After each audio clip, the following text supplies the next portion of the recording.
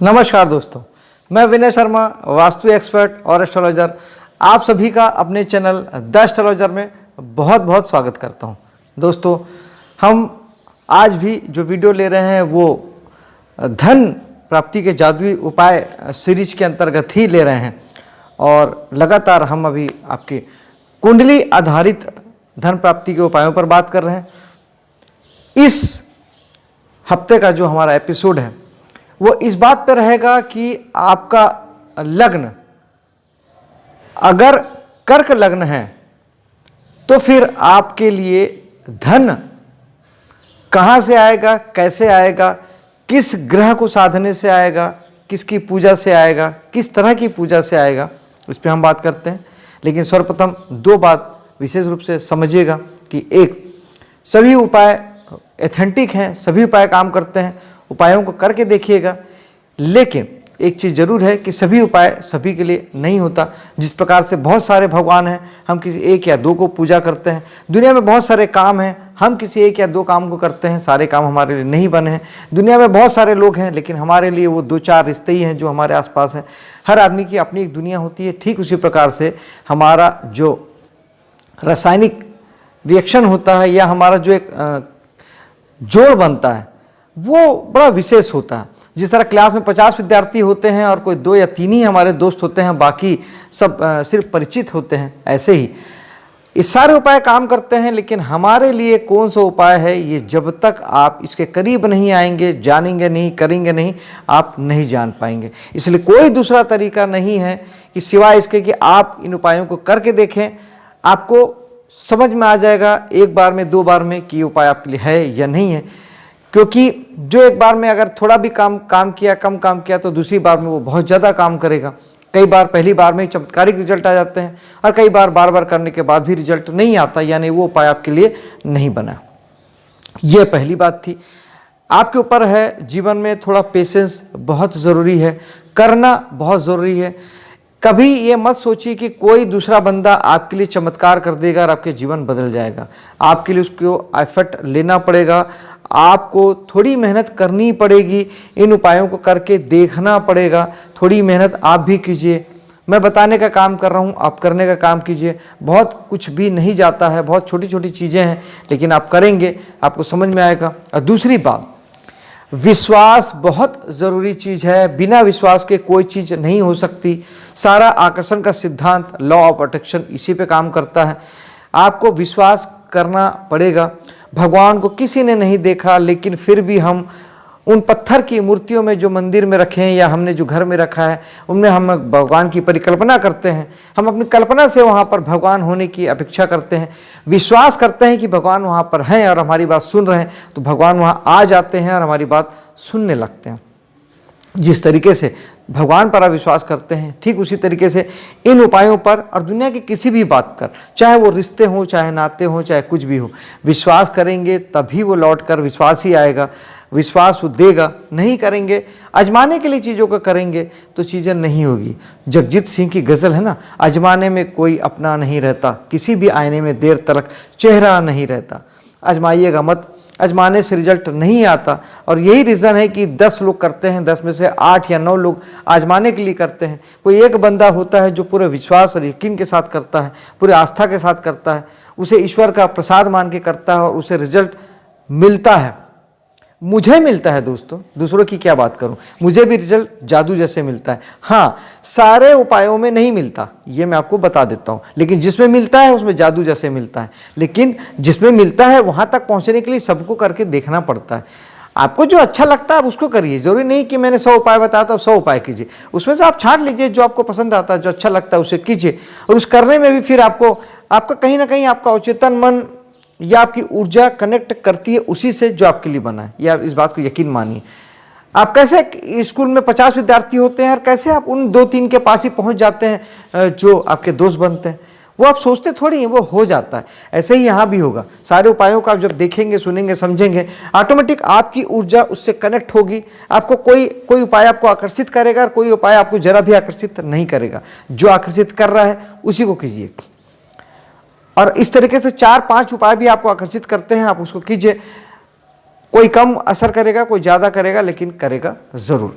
अब बात करते हैं इस हफ्ते के उपाय की। अगर आपका कर्क लग्न है तो आपके दूसरे भाव पर सूर्य की राशि आएगी सिंह राशि। सूर्य की एक ही राशि है, वो है सिंह राशि। सिंह राशि का धन भाव में आने का अर्थ यह है कि आप धन के मामले में सिंह राशि से जुड़ जाते हैं और सूर्य से जुड़ जाते हैं।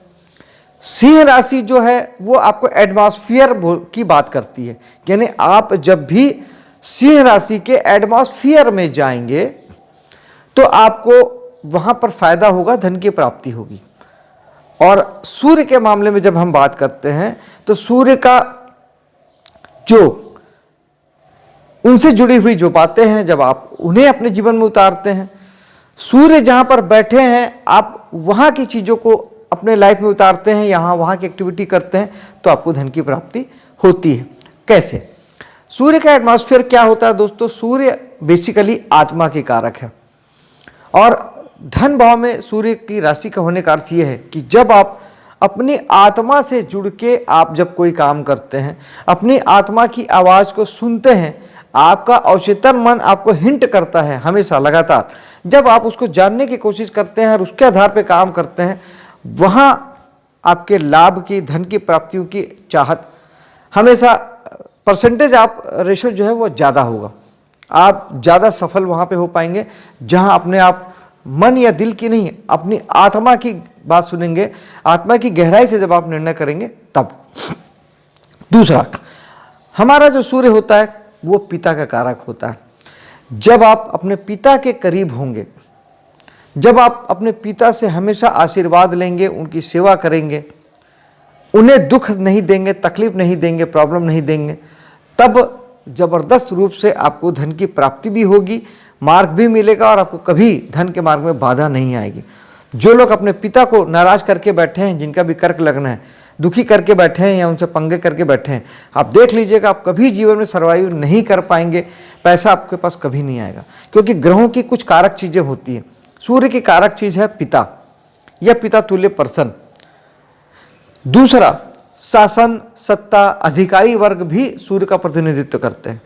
आप अधिकारियों से, शासन व्यवस्था से, शासन तंत्र से बना के रखिए। और दूसरा, आपको इन्हीं फील्डों से आपको पैसे की प्राप्ति भी होगी। आपके लिए हमेशा अधिकारी मार्गदर्शन देगा या अधिकारी के माध्यम से आपको धन की प्राप्ति होगी। सरकारी क्षेत्रों से आपको धन की प्राप्ति होगी। सरकारी क्षेत्रों से आप ज़्यादा से ज़्यादा लाभ कमा पाएंगे, बैंक बैलेंस बना पाएंगे। सरकारी तंत्र से जुड़ के आपको हमेशा बेनिफिट होगा। ऐसे लोगों की अक्सर ये होता है जिनके धन भाव में सी राशि होती है, या तो वो सरकारी नौकरी करते हुए देखे जाते हैं या किसी भी रूप से सरकार से जुड़ के काम करते हैं, जैसे ठेकेदारी का काम हो गया या इस प्रकार से किसी भी सप्लाई का काम हो गया। इस तरीके के ज़्यादातर काम करते हैं जहाँ पे सरकार जुड़ के, सरकार के माध्यम से जुड़े होते हैं। राजनेता हो गए, नेता भी कहीं ना कहीं सरकार से जुड़े होते हैं। इस तरीके से आप सरकार से जुड़ के, बहुत सारे तरीके होते हैं जहाँ सरकार से जुड़ के काम किया जा सकता है, तो वहाँ पर आपको इससे बेनिफिट आपको हो सकते हैं। इसके अलावा सूर्य भगवान को ठीक रखना आपके लिए बहुत बहुत बहुत फायदेमंद होता है। अब सूर्य को ठीक रखने का अर्थ ये होता है कि सबसे पहले तो अपनी आत्मा की आवाज़ को हमेशा सुनने की कोशिश कीजिए। आपका मन, आपकी अंतरात्मा आपसे क्या कह रही है, इसको थोड़ा सा हमेशा जानिए। कई बार ये होता है कि हम बहुत ज़्यादा बाहरी दुनिया में आकल्ट डूब जाते हैं, बाहर की दुनिया से कनेक्ट हो जाते हैं, तो हम तक हमारी आत्मा की आवाज़ आ नहीं पाती है या हम सुन नहीं पाते हैं। वो तो हमेशा अपना काम करती है, हमारी आत्मा हमेशा हमारा अपना मार्गदर्शन हमको देती है, लेकिन कई बार हम बाहरी दुनिया में इतने हो जाते हैं कि हम उसको सुन नहीं पाते या नज़रअंदाज कर देते हैं। थोड़ा मेडिटेशन कीजिए। मेडिटेशन करेंगे तो आत्मा की आवाज़ सुन पाएंगे। आपका अवचेतन मन आपसे क्या कह रहा है ये आप सुन पाएंगे। हमेशा हमें हिंट मिलता है। जब भी हमारे पास सवाल आते हैं तो उसके जवाब के रूप में हमेशा हमारा अवचेतन मन हमें बताता है कि हमें इधर जाना है कि इधर जाना है, ये करना चाहिए कि वो करना चाहिए। लेकिन हम शायद तर्कों पर रह जाते हैं, बाहर हमें जो सलाह दे रहे हैं हम उन पर रह जाते हैं और हम अपने मन, आत्मा की आवाज़ को नहीं सुन पाते हैं। उस पर फोकस करिएगा, मेडिटेशन करिएगा तो ये रास्ता क्लियर होता है। दूसरा, सूर्य को जल देना बहुत बहुत बहुत अच्छा उपाय है। जब आप सूर्य को जल देंगे तो भगवान सूर्य इससे बहुत ठीक होते हैं। और अगर आप प्राणायाम भी करते हैं, सूर्य प्राणायाम जो होता है अगर आप उसे करते हैं, वो भी आपको सूर्य को बहुत बलवान करता है, बहुत शक्तिशाली बनाता है। तो ये आप कर सकते हैं। सूर्य को जल देना बहुत साधारण सा काम है। सुबह आप नहा धो के, और किसी विधि विधान में मत पड़िए कि आज ये हो गया, आज वो हो गया, मैं नहाया नहीं हूँ, ये नहीं है, ऐसा है वैसा, ये सब चक्कर में मत पड़िए। एक आदत बनाइए कि सुबह उठना है, सूर्य को जल देना है। आपका सूर्य आपकी कुंडली में, आपका अगर कर्क लग्न है, आपके लग्न में 4 नंबर लिखा है तो आपका कर्क लग्न हुआ। बहुत आसानी से इसे आप अपनी कुंडली में देख सकते हैं। कर्क, क्योंकि राशियां जो होती है नंबर के फॉर्म में कुंडली में लिखी होती है, तो आपके लग्न में अगर 4 नंबर लिखा है यानी आपकी कर्क राशि है, तो यानी सेकंड भाव में आपका सिंह राशि हुई, जो कि सूर्य की राशि है। सूर्य धन के स्वामी हुए। सूर्य कुंडली में जहां भी जाके बैठेंगे, इसका मतलब है कि धन वहां से भी आएगा। यहां से तो सूर्य देंगे धन, लेकिन सूर्य धन देंगे कहां से? सूर्य धन अगर पहले भाव में बैठे हैं तो आपसे देंगे, दूसरे भाव में बैठे हैं तो धन से ही धन की प्राप्ति होगी, वाणी से धन की प्राप्ति होगी, तीसरे भाव में बैठे हैं तो पराक्रम से धन आएगा, सूर्य चौथे में बैठे हैं तो मकान से, किराए से, प्रॉपर्टी से पैसे की प्राप्ति होगी, पांचवें भाव में बैठे हैं तो प्रारब्ध से होगा, कला फील्ड से होगा, कला मनोरंजन जगत से होगा, लोगों की हीलिंग करने से आपको धन की प्राप्ति होगी। छठे भाव में सूर्य बैठे हैं तो कर्जे से धन की प्राप्ति होगी, कोर्ट कचहरी से धन की प्राप्ति हो सकती है, आप पैसों का ब्याज में पैसा वगैरह देते हैं, फाइनेंस सेक्टर से धन की प्राप्ति हो सकती है, डॉक्टर वकील होकर आपको धन की प्राप्ति हो सकती है, मेडिकल फील्ड से धन की प्राप्ति हो सकती है। सप्तम भाव में है तो पत्नी से धन की प्राप्ति होगी, बिजनेस से धन की प्राप्ति होगी, रिटेल काउंटर से।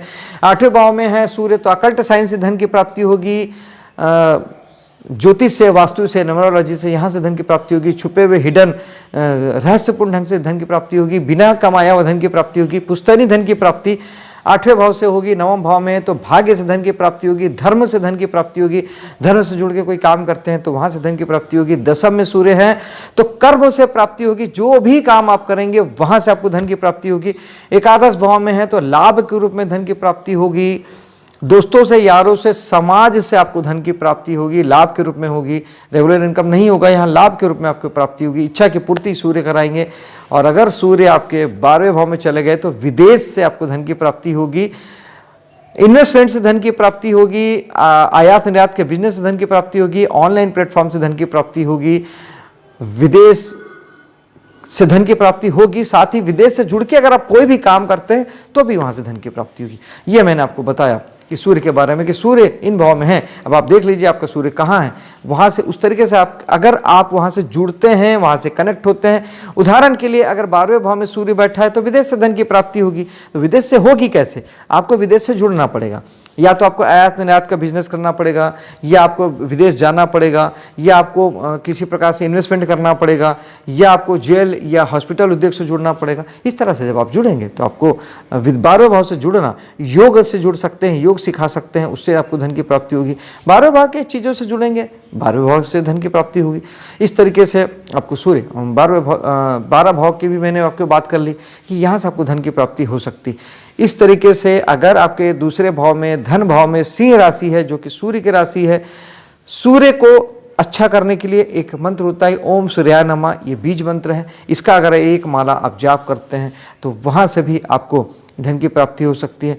और सूर्य भगवान के लिए सूर्यवंशी जो भगवान हमारे हुए हैं, भगवान रामचंद्र, या इन्हीं के क्रम में आगे भगवान कृष्ण, विष्णु भगवान, इनकी अगर आप पूजा करते हैं, विशेष तौर पे भगवान राम की पूजा जो सूर्यवंशी थे, सूर्य के वंश के थे, तब आपको सूर्य आपके अच्छे होते हैं, सूर्य आपके बलवान होते हैं। छोटी बात लेकिन महत्वपूर्ण बात, पिता की सेवा ना भूलें, पिता का आशीर्वाद लेना ना भूलें, या जो भी पिता तुल्य लोग हैं उनकी सेवा करें, सत्कार करें, तो सूर्य बलवान होते हैं, सूर्य अच्छे होते हैं। सूर्य के लिए आप गेहूं का दान कर सकते हैं। दान की जहाँ तक बात होती है, सूर्य का जो दान होता है गेहूं होता है। रविवार के दिन थोड़ा सा गेहूं किसी गरीब को आप दान करते हैं। आटा भी कर सकते हैं, आटा भी चल जाएगा, लेकिन क्योंकि गेहूं से ही बना है, तो इस तरीके से भी सूर्य को बलवान किया जा सकता है। इतने सारे विधियों से आप सूर्य को बलवान कीजिए। मेरे वीडियो को लाइक शेयर कीजिए, चैनल को सब्सक्राइब कीजिए, बेल आइकन को दबा के जरूर मेरे सब वीडियो की सूचना आप तक पहुँचे, ऐसा कीजिए। मेरे वीडियो को शेयर करना ना भूलें अगर आपको पसंद आया हो। मिलता हूँ आपसे अगले वीडियो में, तब तक के लिए जय हिंद, जय माता दी।